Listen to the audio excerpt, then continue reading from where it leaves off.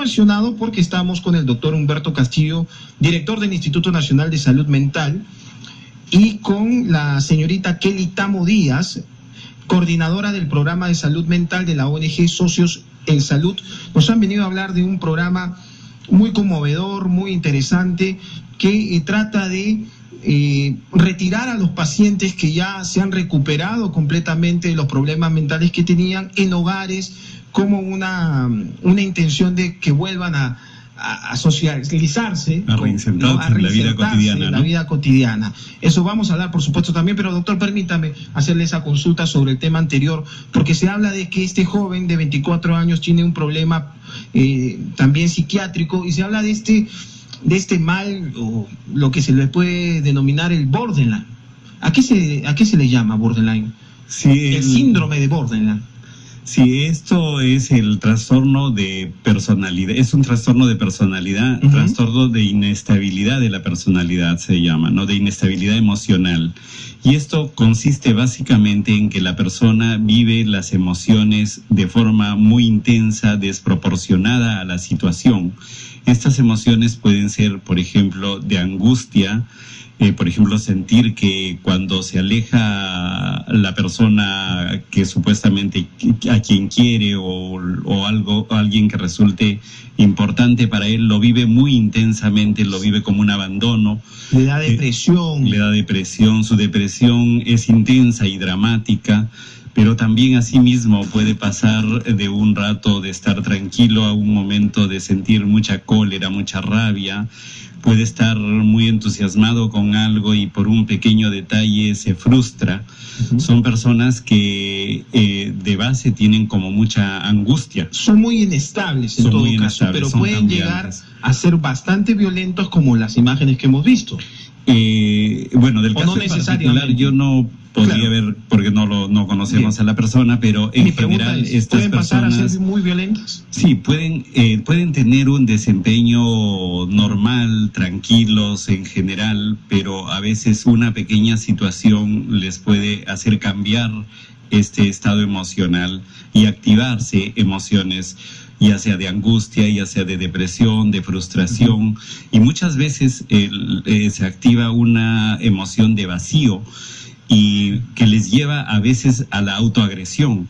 O sea, son personas a veces que se arriesgan demasiado, que a veces pueden cortarse con frecuencia, se terminan haciendo daño. ¿Está considerada entonces como una enfermedad mental?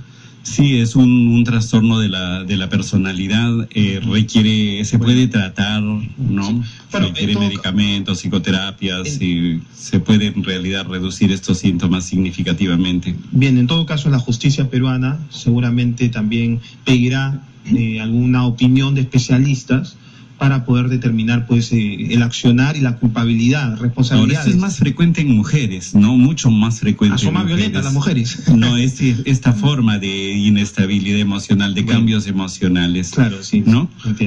Entiendo, es verdad. Bueno, es verdad, no, usted lo está diciendo.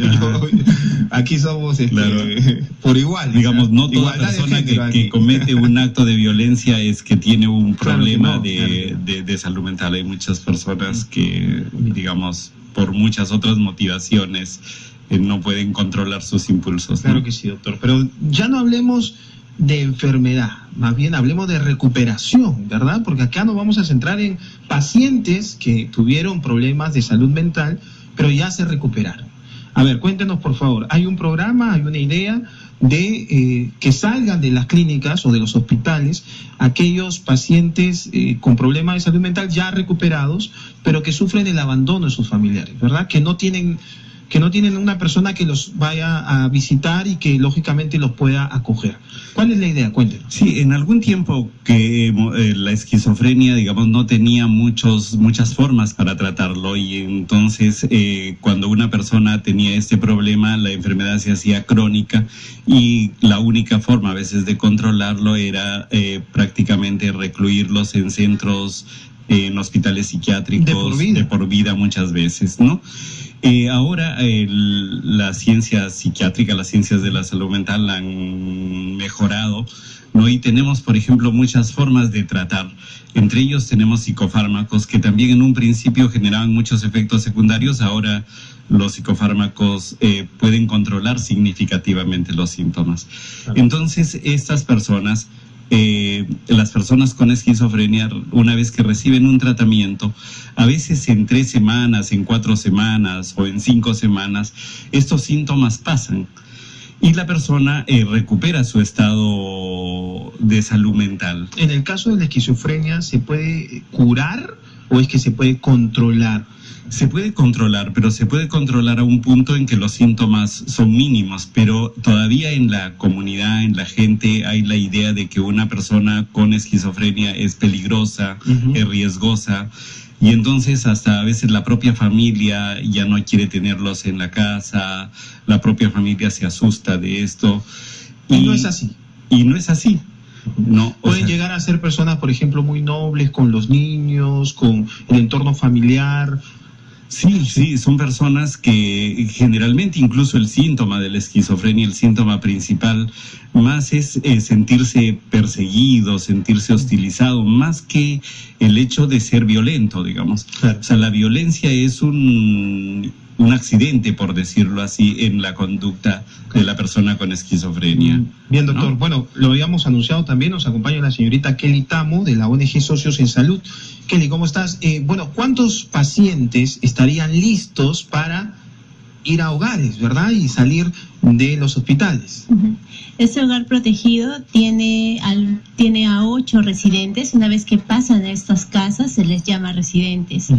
Son 8 mujeres que están viviendo en una casa, que tienen áreas comunes, que tienen habitaciones donde pueden desenvolverse normalmente, desde iniciar el día. ¿Desde cuándo están estas mujeres? Están desde la semana pasada. Viviendo en una casa juntas. En una casa juntas con un cuidador que es un agente comunitario que ya fue capacitado y que ayuda a que pueda realizar sus actividades diarias, como cocinar, cocinar, salir al mercado. Bien, ¿cuánto en promedio permanecieron estas 8 mujeres en el Instituto Nacional de Salud Mental? En promedio. Estuvieron aproximadamente 2 años, ¿no? 2 años. Entonces eran personas que ya en el hospital, digamos, no requerían un cuidado médico por sí mismo, ¿no? Y lo que vamos demostrando, como dice Kelly, es que en el hogar, en la casa, estas personas se rehabilitan mejor. Porque un hospital es una rutina, un hospital, por más que se coma bien, digamos, y se duerma bien, pero muchas veces preferimos estar en los hospitales. Pero claro, ¿no? Ahora, y la idea es que estas 8 mujeres realicen actividades en el exterior también, en la calle. Sí. ¿Lo están haciendo? Sí. ¿Acompañadas por esta persona que las está supervisando? Claro, ellas están saliendo al mercado. ¿Solas o comprar junto con el cuidador? ¿Las ¿sí? 8 a la vez o...? No, van, hoy día pueden ir 2 personas, mañana pueden ir otras 2, comprar el pan. Bien, y de estas 8 mujeres que han salido ya desde hace una semana, ¿cuántos otros pacientes están listos también para salir? ¿Y de qué depende que lo hagan, verdad? ¿Buscar otros hogares, algo así? Sí, en el país más o menos tenemos por lo menos 400 personas que podrían estar hospitalizadas en algunos hospitales de Lima y del país, que podrían beneficiarse de salir a vivir en un hogar protegido del modo que nos está comentando Kelly. Y probablemente una cama que podría ser utilizada por otro paciente que sí lo necesita. Algo así. De hecho, porque un hospital es básicamente para cuidados intensos, para cuidados médicos, ¿no? Y una vez que la persona se estabiliza, debe salir a estos hogares. Es como no podríamos pretender que se queden en un hospital, por ejemplo, en neoplásicas o en cualquier otro hospital. Si no tienen un problema de cáncer, lógicamente. Y doctor, y finalmente, son pacientes que están, ya recuperados y en calidad de abandono. Esa es la característica. De abandono. Y hay otro grupo que están en calidad de judicializados, que le llamamos. Son personas que cuando estuvieron con un síntoma o con una enfermedad mental, produjeron un delito, digamos, ¿no? Y son declarados luego inimputables. No es decir, aquellos que el delito se produjo como parte del síntoma. Pero estas personas, a veces los jueces a veces lo que hacen es ordenar que se internen en los hospitales. Y ya están recuperados también. Claro, porque muchas veces pasa el síntoma, es como si una persona tiene fiebre y por la fiebre convulsiona, pero ya una vez que pasa la fiebre ya no va a convulsionar. Entonces, si logramos controlar los síntomas, estas personas ya no van a poder cometer estas conductas transgresoras, ¿no? Sobre tema de salud mental hay mucho que conversar siempre, hay muchas curiosidades además en el público que nos sigue. Finalmente, alguna página web, algún teléfono de gente que quiera colaborar con este programa, con esta intención que están realizando ustedes, con esta acción. Sí, por favor, que se comuniquen con el Instituto Nacional de Salud Mental en la página web y también con Socios en Salud. La idea es que requerimos del apoyo de las instituciones, de las ONGs, de la sociedad civil, iglesia, etcétera, y también obviamente del Estado. Y desde aquí saludamos además esta intención que tiene, que como le digo es muy conmovedora y además necesaria, ¿no? Porque hay que darle calidad de vida, sobre todo a las personas que ya se curaron, ¿verdad? Y es difícil curarse en esta sociedad. Y recordar que no solo las instituciones, sino también las personas que están alrededor. Claro que sí, hay que poner todos de nuestra parte. 7:02 de la noche. Muchas gracias al doctor Humberto Castillo, director del Instituto Nacional de Salud Mental, y a la señorita Kelly Tamo Díaz, coordinadora del programa de salud mental de la ONG Socios en Salud. Actualizamos los titulares y retornamos con mucho más en RPP Noticias.